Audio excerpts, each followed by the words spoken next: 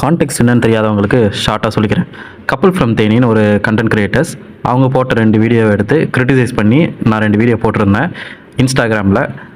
அதில் பண்ணியிருந்த கிரிட்டிசிசம்க்கான வேலிடான அக்கௌண்டபிலிட்டி எடுத்துக்காமல் அதுக்கு எந்த ரெஸ்பான்ஸும் கொடுக்காம அந்த கிரியேட்டர்ஸ் நம்மளோட 2 வீடியோவுமே காப்பிரைட்டுன்னு சொல்லி தூக்கிட்டாங்க.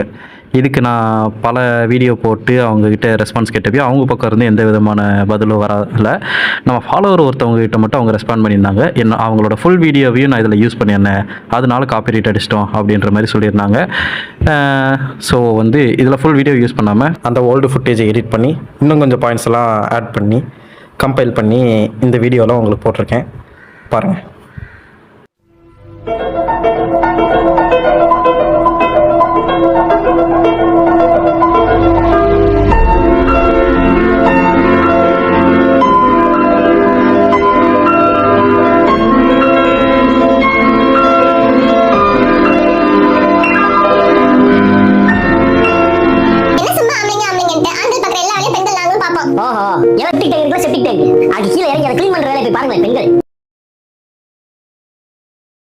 Day 645 of.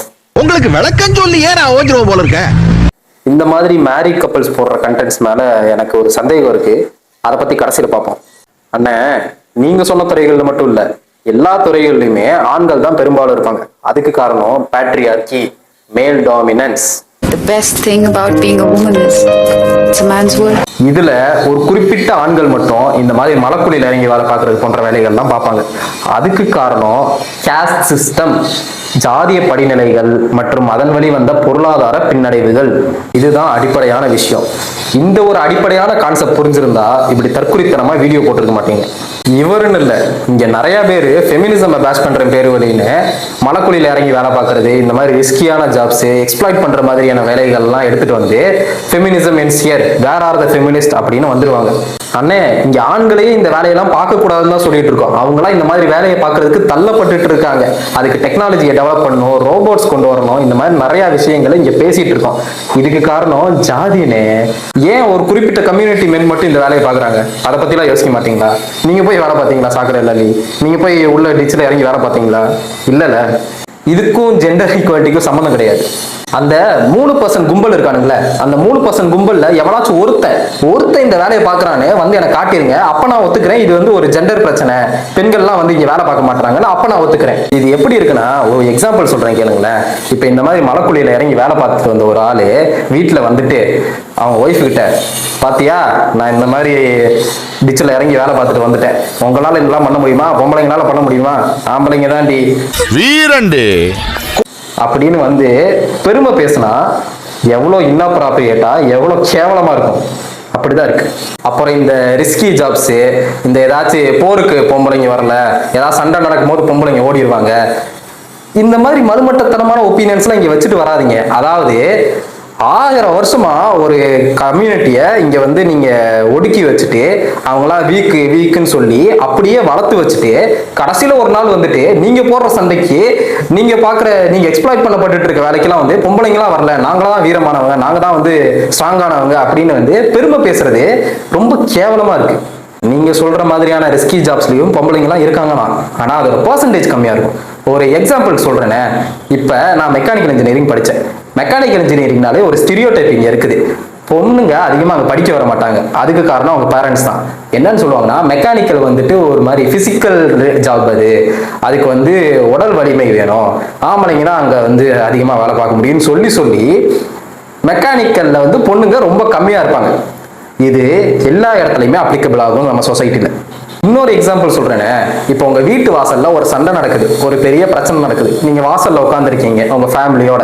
அப்ப நீங்க இதுக்கு ரொம்பலாம் யோசிக்க தேவையில்லை, எல்லாரும் இதை பார்த்துதான் வளர்ந்துப்போம்.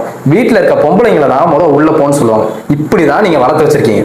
இப்படி வளர்த்து வச்சுட்டு கடைசியில நீங்க எங்கேயோ போய் மல்லு கட்டிட்டு இருக்கப்ப, இங்க ஏதாச்சும் எமர்ஜென்சி சுச்சுவேஷன் வரப்ப பொம்பளைங்களாம் வரமாட்டாங்கப்பா, அவங்க வீக்குப்பா அப்படின்னு சொல்றது ரொம்பவே அயோக்கியத்தனமா இருக்கு.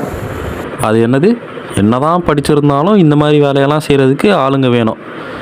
என்ன மாதிரியான ஒரு கேஸ்டிஸ்ட் மென்டாலிட்டி தெரியுமா இதெல்லாம்? இதை சொல்கிறதுக்கெல்லாம் உங்களுக்கு கூச்சமாக இல்லையானே? என்ன தான் படிச்சிருந்தாலும் இதை செய்கிறதுக்கு வேலை வேணுமா? நீங்கள் போய் வேலை பாருங்களேன், நீங்கள் போய் டிச்சில் இறங்கி வேலை பாருங்களேன், நீங்கள் போயிட்டு மலைக்குழியில் இறங்கி வேலை பாருங்கள், அடுத்தவனோட கக்கூசை நீங்கள் சுத்தம் பண்ணி பாருங்கள். அப்போ தெரியும் அதோட அருமை. என்ன தான் படிச்சிருந்தாலும் உங்களுக்கு இதெல்லாம் வந்து வேலை பார்க்குறதுக்கு ஒரு ஆள் இருந்துக்கிட்டே இருக்கணும் உங்கள் கக்கூசை கழுவுறதுக்கு. இது எல்லாத்தையும் விட்டுருவோம். எனக்கு இருக்கிறது ஒரே ஒரு கேள்வி. இது வரைக்கும் கேட்ட கேள்விகளுக்கெல்லாம் பதில் தேவையில்லை. அப்படி விமன் வந்து ஸ்ட்ராங்கர்லாம் கிடையாது, ஆண்களுக்கு சமம்லாம் கிடையாது அப்படின்னு நீங்க வந்து இங்க ஜஸ்டிஃபை பண்ணி என்ன பண்ண போறீங்க? லிட்ரலி அது மூலமா உங்களுக்கு என்ன கிடைக்க போகுது? Feminism is not about women வந்துட்டு பிசிக்கலி பயாலஜிக்கலி மென்னோட ஈக்குவல் அப்படின்றது அர்த்தம் கிடையாது. அது வந்து விமனுக்கும் சொசைட்டில ஈக்குவல் ரெப்ரசன்டேஷன் கிடைக்கணும், ஈக்குவல் சாய்ஸஸ் கிடைக்கணும், அவங்களுக்கான ரைட்ஸ் கிடைக்கணும்ன்றது தான் ஃபெமினிசம். அங்க தூக்கிட்டு வந்துட்டு நீ இதை பண்ண முடியாது, எப்படி இருந்தாலும் ஆணும் பெண்ணும் சமம் கிடையாதுன்னு ஜஸ்டிஃபை பண்ணி என்னதான் பண்ண போறீங்கன்னு எனக்கு புரியல. ஸ்டார்டிங்ல நான் ஒரு டவுட் இருக்குன்னு சொல்லியிருந்தேன் இல்லையா, அதை இப்போ கேட்குறேன். இந்த மாதிரி மேரிட் கப்புள்ஸ் வந்து கண்டென்ட் போடுறவங்க நிறைய பேர் இருக்காங்க. கிறிஸ்டன் ரைஸ்னு ஒருத்தவங்க இருப்பாங்க, அப்புறம் இன்னொரு 2-3 பேர் இருக்காங்க. இவங்க எல்லாரும் சொல்லி வச்ச மாதிரி ஒரே மாதிரியான கண்டென்ட்ஸ், மிசோஜினிஸ்டிக்கான கண்டென்ட்ஸ், மேல் சாவனிஸ்டிக்கான கண்டென்ட்ஸை பூசி மொழிகி ஒரு மாதிரி கண்டென்ட்டுக்கு ஏற்ற மாதிரி ஃபெமினிசம் அப்படிலாம் ஒன்றும் இல்லை அப்படின்ற மாதிரியே இன்டெரக்டாக எல்லா கண்டென்ட்லையும் சொல்லிக்கிட்டே வருவாங்க. இவங்க வீடியோஸ்லாம் எடுத்து பார்த்தீங்கன்னா எல்லாமே ஒரே மாதிரி தான் இருக்கும். எனக்கு என்ன டவுட்னா, நீங்களாம் கல்யாணம் பண்ணதுக்கப்புறம் இப்படி ஆயிடுவீங்களா, இல்லை இந்த மாதிரி கண்டென்ட் போட்டு எல்லாருக்கும் வந்து இதை ஸ்ப்ரெட் பண்ணுன்றதுக்காகவே கல்யாணம் பண்ணுவீங்களா? எனக்கு புரியல. இதுல முக்காசி பேர் வந்து லவ் மேரேஜ் தான் பண்ணியிருப்பீங்க. அந்த ஒய்ஃப்ஸ்க்கெல்லாம் கேட்டுக்கிறேன், நீங்க இதுக்கு நடுவில் எவ்வளவு ஸ்ட்ரகிள் பண்ணி இந்த லவ் மேரேஜ்லாம் பண்ணியிருப்பீங்க? உங்களுக்கு இந்த பேட்ரியார்கி பத்தி இதெல்லாம் வந்து நல்லாவே தெரிஞ்சிருக்கும். உங்க ஃபேமிலி ஸ்ட்ரக்சருக்குள்ள எவ்வளவு விஷயங்கள் வந்து நமக்கு டாக்ஸிக்கா இருந்திருக்கும், இது எல்லாமே தெரிஞ்சிருக்கும். இது எல்லாம் தெரிஞ்சுமே உங்க ஹஸ்பண்ட் கூட சேர்ந்து இந்த மாதிரி கண்டென்ட்ஸ்லாம் நீங்க போடுறதுக்கு எப்படி நீங்க சப்போர்ட் பண்றீங்க, கோஆப்ரேட் பண்றீங்கன்னு எனக்கு புரியல. இதுக்கு 2 காரணம் தான் இருக்க முடியும். ஒன்று, உங்களோட ஹஸ்பண்ட்லாம் வந்து உங்களை மேனிப்புலேட் பண்ணி பிரெயின் வாஷ் பண்ணி இப்படிலாம் பண்ணோம்னா வியூஸ் கிடைக்கும், இப்படி கண்டென்ட்ஸ் தான் நிறைய பேர் இங்கே பார்க்குறாங்க அப்படின்னு சொல்லி உங்களை பிரெயின் வாஷ் பண்ணி உங்களை கோஆப்ரேட் பண்ண வச்சிருப்பாரு. இல்லைனா நீங்களும் நானும் இப்படி தாங்க நினைக்கிறேன், இந்த ஒப்பீனியன் நானும் சரின்னு தான் நினைக்கிறேன், நானும் சேர்ந்து தான் இதை பண்ணுறேன் அப்படின்னீங்கன்னா, நான் சொல்கிறது என்னன்னா, please have some self respect. உங்கள் தலையிலேயே நீங்கள் மண்ணள்ளி போட்டுக்கிறீங்கன்னா இதுக்கு அர்த்தம். இதெல்லாம் உங்களுக்கு தெரியாமல் இருக்காது, இருந்தாலும் சொல்கிறேன், please have some self-respect. The best thing about being a woman is it's a man's world.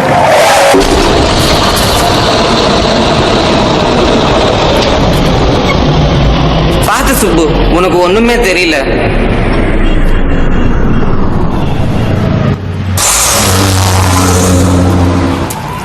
நான் இருந்ததால தப்பிச்ச.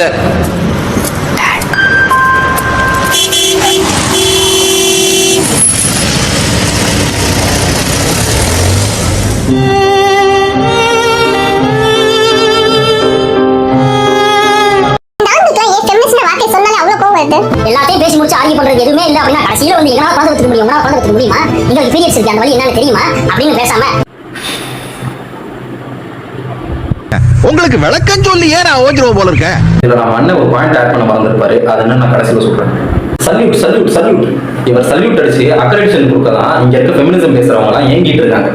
அதாவது ஒரு சொசைட்டில ஒருத்தவங்க தன்னோட ரைட்ஸை கேட்கும் போது இன்னொருத்த வந்து இல்ல நீங்க இப்படி கேட்கக்கூடாது, உங்க ரைட்ஸை நீங்க நான் சொல்ற மாதிரி கேளுங்க அப்படி கேட்கறது இருக்குல்ல. அதுவும் யாரால இவங்களோட ரைட்ஸ் எல்லாம் பறிக்கப்பட்டுச்சோ அவனே வந்து கிளாஸ் எடுக்கிறது இருக்குல்ல, அதோட பெரிய அயோக்கியத்தனம் இங்க வேற இல்லை. இங்க ஒரு இண்டிவிஜுவல் வந்து ரெஸ்பான்சிபிளா இல்ல, இல்லைன்னா எத்திக்கலா இல்ல, இந்த பிஹேவியர் அந்த இண்டிவிஜுவலை மட்டும்தான் பாதிக்குதுன்ற கேஸ்ல கூட அவங்க ஒட்டுமொத்த கம்யூனிட்டியோட ஃபண்டமெண்டல் ரைட்ஸையும் கொஸ்டின் பண்றது நம்ம ஊர் ஆம்பளைங்களால மட்டும்தான் முடியும். ஆர்குமெண்ட்ல பாயிண்ட் கிடைக்காம கமெண்ட் டெலீட் பண்றீங்களா, ஆர்குமெண்ட் பத்தி பேசலாமானே? முதல்ல இந்த பொண்ணுங்க மாதிரி பேசி காட்டுறேன்னு சொல்லி இந்த பாடி லாங்குவேஜ் ரெப்ளிகேட் பண்றீங்களா, நளினமா ஏதோ பண்றேன்னு வளர்ந்துருந்துச்சு, அந்த பழக்கத்தை நிறுத்துங்க. இவ்வளவு வயசாகியும் இந்த விஷயத்தெல்லாம் அன்லர்ன் பண்ணாம இருக்கீங்கன்னா உங்களோட மனநிலையை உங்களை நீங்களே கொஸ்டின் பண்ணிக்கோங்க. ஒரு தனி மனுஷனோட பாடி லாங்குவேஜை வந்து ரெப்ளிகேட் பண்ணி ஏதாவது சொல்லி காட்டுறதுன்றது வேற, பட் ஒரு கம்யூனிட்டி இப்படிதான் அவங்க பாடி லாங்குவேஜ் இருக்கும் செஞ்சு காட்டுறது வேற. It makes other sense. இதெல்லாம் புரிஞ்சுக்கோங்க. அசிங்கமா இருக்கு. பீரியட்ஸ் பெயின், குழந்தை பெற்றுக்கிற வழியெல்லாம் இவருக்கு அசால்ட்டா போச்சு. ஒரு குழந்தை பெற்றதுக்கு அப்புறம் அந்த பொண்ணோட உடம்புல எவ்வளவு ஹார்மோனல் இம்பேலன்சஸ் ஏற்படும் தெரியுமா? தான் உடம்பு கூட தானே சண்டை போட்டுக்கிற மாதிரி ஒரு நிலைமையில இருப்பாங்க, அப்படி ஒரு ஃபேஸ்ல இருப்பாங்க. அதெல்லாம் புரிஞ்சுட்டு பேசுங்க. இவருக்கு குழந்தை பெற்றுட்டா பார்த்தாதாமா, அந்த குழந்தை பிறந்ததுக்கு அப்புறம் அதோட வளர்க்குற ரெஸ்பான்சிபிலிட்டியை ஹஸ்பண்டும் எடுத்துக்கணும்னு பொம்பளைங்க வந்து சண்டை போடணுமா, அப்பதான் மரியாதை கொடுப்பாராமா. அப்ப ஆண்கள் ரெஸ்பான்சிபிலிட்டி எடுத்துக்கலன்றது தெரியுது. இது எப்படி இருக்குன்னா, ஆண்கள் ரெஸ்பான்சிபிலிட்டி எடுத்துக்க மாட்டாங்களாமா, அவங்கள ரெஸ்பான்சிபிளா இருக்க சொல்றது பொண்ணுங்களோட ரெஸ்பான்சிபிலிட்டி ஆமா. இதை பொண்ணுங்க பண்ணலன்னா பொண்ணுங்க ஃபேக் ஃபெமினிஸ்ட் ஆமா. பசங்கனாலே தம் அடிப்பீங்க, தண்ணி அடிப்பீங்க, நீங்க மட்டும் தான் பண்ணுவீங்களா? ஏன் எங்களால பண்ண முடியாதா? ஆம்பளை குடிக்கிறதுக்கும் சூதாடுறதுக்கும் பொம்பளையோட தாலி அறுத்து சுத்திட்டு இருந்தப்ப இந்த சொசைட்டி மேலையும் கீழையும் மூடிக்கிட்டு இருந்துச்சு. ஆனா இங்க ஒரு பொண்ணு தான் படிச்சு வேலைக்கு போய் தான் சொந்த காசுல எப்பயாவது சரக்கு அடிக்கும் போதோ தம் அடிக்கும் போதோ இவனுக்குலாம் பொறுக்க மாட்டேங்குது.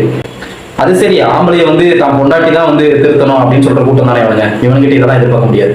இங்க குடிக்கிறத யாரும் என்டாஸ் பண்ணல, குடிக்கிறது தான் ஃபெமினிசம்னு யாரும் சொல்லலை. ஆனா அப்படி யாராச்சும் பண்ணும்போது அது அந்த இண்டிவிஜுவலோட ஹெல்த்தை பாதிக்குதுன்றதை மட்டும் யோசிக்காம அவங்களோட ஃபண்டமெண்டல் ரைட்ஸை பேசுற ஃபெமினிசம் கூட ஏன் ஈக்குவேட் பண்ணிட்டு போறீங்கன்றதான் எனக்கு புரிய மாட்டேங்குது. ஒரு வெல் க்ரோன் அடல்ட் இந்த மாதிரி ட்ரக்ஸ் கன்சியூம் பண்றாங்கன்னா they know the cause of it. அவங்களுக்கு பார்த்துக்க தெரியும். அதே மீறி அவங்க இந்த ட்ரக்ஸ்க்குலாம் அடிக்ட் ஆகி செல்ஃப் டிஸ்ட்ரக்ஷனுக்குள்ள போறாங்கன்னா அவங்கள சுத்தி இருக்கவங்க அவங்கள பார்த்துப்பாங்க, ரீஹாபிலிட்டேஷன் சென்டர் பார்ப்பாங்க, இந்த மாதிரி ஏதாச்சும் பண்ணிப்பாங்க. அதை பத்தி நீங்க கவலைப்பட வேண்டாம். ஒரு எக்ஸாம்பிள் சொல்றேனே, ரீசெண்டா ஸ்ரீன்னு ஒரு ஆக்டர் மாநகரம் படத்துல நடிச்சிருப்பாரு, ஒரு 4 படத்துல நடிச்சிருப்பாரு. அவர் இன்அப்ராப்ரியேட்டா சில வீடியோஸ் போட்டுட்டு இருந்தாரு, ட்ரக் கன்சியூம் பண்ணி அதில் அடிக்ட் ஆகி அறகுறையா ட்ரெஸ் பண்ணிட்டு என்னென்னவோ பண்ணிட்டு இருந்தாரு. அதுக்கு நம்ம ஊர்ல எல்லாரும் எப்படி ரியாக்ட் பண்ணாங்கன்னு தெரியுமா? எல்லாரும் அவ்வளவு சப்போர்ட் பண்ணாங்க. யாருமே அந்த ஆளை தப்பா பேசல, அவ்வளோ ஹெல்த்தியா அந்த இடத்த கொண்டு போனாங்க. எனக்கு சந்தோஷமா இருந்துச்சு. லேட்டர் தட் இதை வந்து அந்த ஆள் திருப்பி பார்த்தாருன்னா வந்து ஃபீல் பண்ண மாட்டார், சரி நம்ம ஃபேன்ஸ் எல்லாம் நம்ம சப்போர்ட் பண்ணாங்க, ஆடியன்ஸ் எல்லாம் நம்ம சப்போர்ட் பண்ணாங்க, யாரும் நம்ம தப்பா பேசல அப்படின்னு. அந்த ஸ்டார்டிங்ல இருந்தே இன்ட்ரோவர்ட்டடா தான் இருந்திருக்கான், ரிசர்வ்டா தான் இருந்திருக்காரு. உங்களுக்குலாம் தெரியுமா அந்த ஆள் வந்து அவ்வளவு நல்லவர்னு தெரியுமா? நான் வந்து எதுவும் தப்பா சொல்லல, பட் உங்களுக்கு தெரியாதுல்ல, ஒருத்தன் வந்து நல்லவனா கெட்டவனா, அவன் உண்மையிலேயே வந்து ஜென்யூனா பர்சன் தானா அப்படின்னு தெரியாமலையா அவனுக்கு அவ்வளவு சப்போர்ட் பண்ணீங்களே, அவ்வளவு மட்டும் ஏதோ உங்க வீட்டுல பிறந்த பையன் மாதிரி அவ்வளவு வந்து ஐயோ அவருக்கு என்னாச்சுன்னு பாருங்க, அவங்க ஃபேமிலி யாராச்சும் வந்து பாருங்க, அவர் எங்க இருக்காருன்னு தேடுங்க அப்படின்னு அவ்வளவு பண்ணீங்களே. ஜஸ்ட் இன்கேஸ் அந்த இடத்துல வேற ஒரு ஆக்ட்ரஸ் இருந்தாங்கன்னா இந்த மாதிரி ஒரு ஹெல்தியான ஒரு சப்போர்ட் சிஸ்டம் அங்க உருவாயிருக்குமா? இதுதான் என் கேள்வி. ஸ்ரீயோட இடத்துல அதே மாதிரி வேற ஒரு ஆக்டர்ஸ் ட்ரக்ஸ் கன்சியூம் பண்ணிட்டு அந்த அடிக்ஷன்ல அறகுறையா ட்ரெஸ் பண்ணிட்டு வீடியோ போட்டுட்டு இருந்தா இவனுங்களாம் லட்சியம் பண்ணியிருப்பானுங்க, அப்யூஸ் பண்ணியிருப்பானுங்க. அதை காரணமாச்சு மொத்த விமன் கம்யூனிட்டியுமே பேட்ச் பண்ணியிருப்பானுங்க. அந்த இடத்துல போயிட்டு லிங்க் ப்ரோன்னு கேட்டுட்டு இருந்திருப்பானுங்க. இதான் நடந்திருக்கும். இந்த மாதிரி யாராச்சும் தப்பான வழியில போகும்போது இவங்க கேட்கிற கேள்வி எல்லாம் எப்படி இருக்குன்னா, இப்போ ஒரு தலித்தோ ஒரு தாழ்த்தப்பட்ட சமூகத்தை சேர்ந்த ஒரு ஆளு ஒரு கோயிலுக்குள்ள போறான், அங்க போய் ஏதாச்சும் மிஸ்பிஹேவ் பண்றான்னு வச்சுக்கோமே, ஏதாச்சும் ஒரு பொண்ணுகிட்ட மிஸ்பிஹேவ் பண்றான், இல்லைன்னா வந்து under law he must be பனிஷ்டுன்ற மாதிரி ஏதோ ஒரு விஷயம் பண்ணிட்டான். அப்ப வந்து அவனுக்கான தண்டனை வாங்கி கொடுக்கறத விட்டுட்டு இதுக்குதான் தலித்ஸ் எல்லாம் உள்ள வரக்கூடாதுன்னு சொன்னோம், இதுக்குதான் தாழ்த்தப்பட்டவங்க உள்ள வரக்கூடாதுன்னு சொன்னோம். இப்ப என்ன பண்றாங்க பாருங்க, அவனோட ஃபண்டமெண்டல் ரைட் மேல கேள்வி வைட்டோம்னா எவ்வளவு கேவலமா எவ்வளவு அயோக்கியத்தனமா இருக்கும். அந்த மாதிரி தான் இந்த மாதிரி கேள்வி எல்லாம் இருக்கு. ஒரு பொண்ணு ஹவுஸ் மேக்கரா இருக்காங்களோ இல்ல வேலைக்கு போறாங்களோ அதை சூஸ் பண்ற சாய்ஸ் அவங்களோடது அப்படின்னு ஃபைட் பண்றாங்கல்ல, அந்த ஃபெமினிஸ்டுக்கு எப்பயுமே ரெஸ்பெக்ட். வேலைக்கு போகணுமோ இல்ல வீட்டுல இருக்கணுமோ அது அவங்க சாய்ஸ், அதை யாரும் இல்லைன்னு சொல்ல, அதான் ஃபெமினிசம். பட் எனக்கு ஒரு டவுட் இருக்கு. லாஸ்ட் வீக்னு நினைக்கிறேன் தமிழால ஒரு ஷோ வந்துச்சு. என்னன்னா சமையல் பண்றது சுகமா சுமையா அப்படின்ற டாபிக்ல அது சுகம்னு சொல்லிட்டு ஒரு பெண்கள் கூட்டம் வந்துச்சு. அவங்கலாம் நாங்க விருப்பப்பட்டு தான் பண்றோம்னு சொல்லிட்டு தான் வந்து நின்னாங்க. ஆனா அவங்க பேசுறதா எப்படி இருந்துச்சுன்னா, தானும் இதுல எக்ஸ்பிளைட் பண்ணப்பட்டு இருக்கேன்னு தெரியாம தன்னை சுத்தி இருக்க பெண்களையும் எக்ஸ்பிளைட் பண்ணிட்டு இருந்திருக்காங்க. இப்ப இவங்க எல்லாம் என்ன சொல்லுவீங்க? இவங்க அவங்க சாய்ஸ்ல தான் பண்றாங்க, இவங்க எல்லாம் ஃபெமினிஸ்ட்னு சொல்லுவீங்களா? If mansplaining is an art, bro is because of it. அண்ணனுக்கு தோன்ற ஒப்பீனியனுக்குலாம் அண்ணனே கேள்வி எழுதி அந்த கொஸ்டின் பேப்பர் எடுத்து அண்ணி கையில கொடுக்க, அண்ணி அந்த கேள்வியே 1 நிமிஷம் வீடியோல 5 செகண்டுக்கு கேட்டுட்டு பாக்கி இருக்க 55 செகண்டுக்கு அண்ணன் வந்து mansplaining பண்ண, அண்ணி டிங்கிட்டு தலையாட்ட ஒரே பண்ணுதான் வீட்டுல. ஃபைனலி அண்ணன் இதுல ஒரு பாயிண்ட் ஆட் பண்ண மறந்துட்டாரு. அது என்னன்னு நான் சொல்றேன். கப்புள் கிரியேட்டர்ஸ் பேஜ் வச்சுட்டு அதுல புருஷன் சொல்றதுக்கெல்லாம் பொம்மை மாதிரி தலையை மட்டும் ஆடிட்டு இருக்காம, நானும் இதுல என்னோட ஒப்பீனியனை ஷேர் பண்ணுவேன், நானும் எல்லா வீடியோஸ்ல ஈக்குவலா ஸ்கிரீனை ஷேர் பண்ணிப்பேன் அப்படின்னு ஃபைட் பண்றாங்கல்ல, அவங்க தான் ரியல் ஃபெமினிஸ்ட். அப்படிப்பட்ட ஃபெமினிஸ்ட்க்கு சல்யூட்.